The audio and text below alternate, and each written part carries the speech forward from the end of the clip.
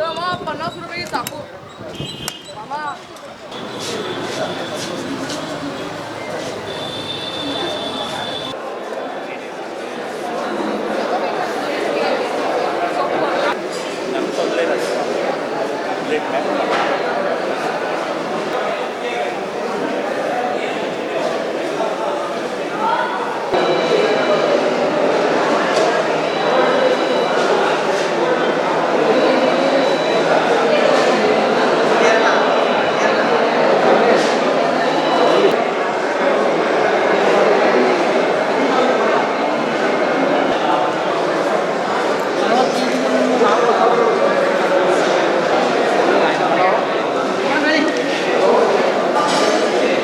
ಗೆಣಸು, ನೂರೆ ಗೆಣಸು, ಅಕ್ಕಿ ಗೆಣಸು, ಕೊರಣ ಗೆಣಸು, ಮುಳ್ಳು ಗೆಣಸು, ಮತ್ತು ನಾಟೆ ಗೆಣಸು, ಕಾಚಿಲು ಗೆಣಸು, ಮತ್ತು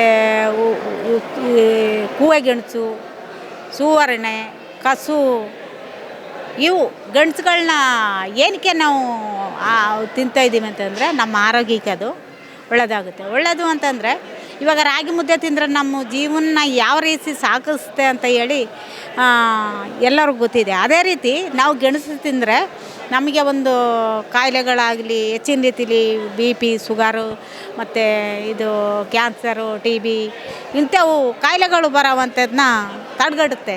ಯಾಕೆ ತಡೆಗಟ್ತಾ ಇದೆ ಅಂತಂದರೆ ಅದು ಇಂಗ್ಲೀಷ್ ಗೊಬ್ಬರ ನಾವು ಬಳಸ್ತಾ ಇಲ್ಲ.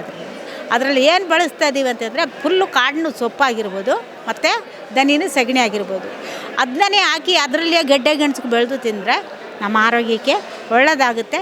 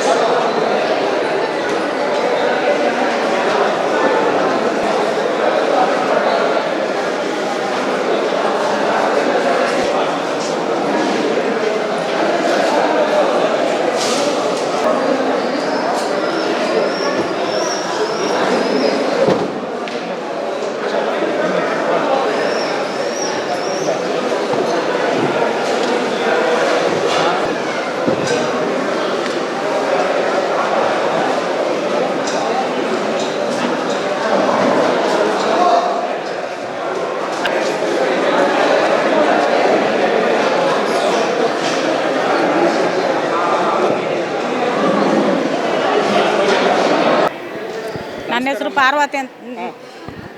ಎಲ್ರಿಗೂ ನಮಸ್ಕಾರ. ನನ್ನ ಹೆಸರು ಪಾರ್ವತಿ ಅಂತ.